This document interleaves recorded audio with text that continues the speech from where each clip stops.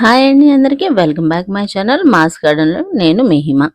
ఈ రోజు వీడియోలో ఎగ్ పన్నీర్ కర్రీ అండి. సూపర్ టేస్ట్ గా ఉంటుంది. సింపుల్ గా ఇంట్లో ఉన్న వాటితోనే పన్నీర్ కూడా నేను తయారు చేసుకున్నాను. అది కావాలంటే నెక్స్ట్ వీడియోలో పెడతాను.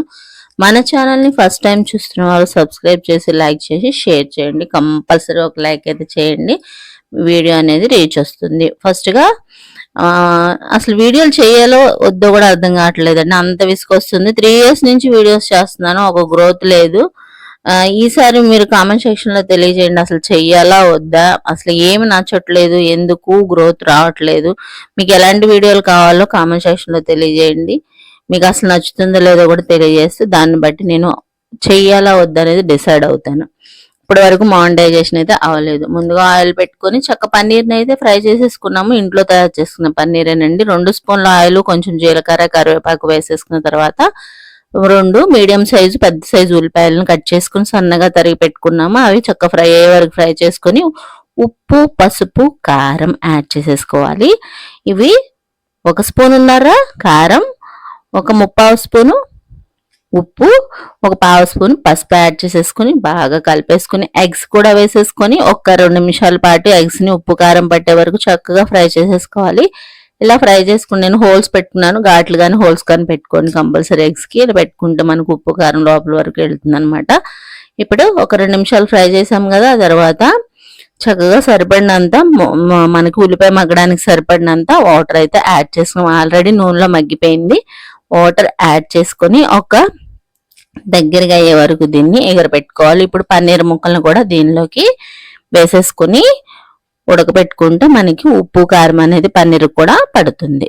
ఇప్పుడు చక్కగా మూత పెట్టేసుకుని ఒక 10 నిమిషాల పాటు ఆ నీరంతా దగ్గరికి అయిపోయి ఆయిల్ తేలే వరకు చక్కగా ఉడకబెట్టుకున్నారంటే మనకి కర్రీ అనేది దగ్గరకు వచ్చేస్తుంది.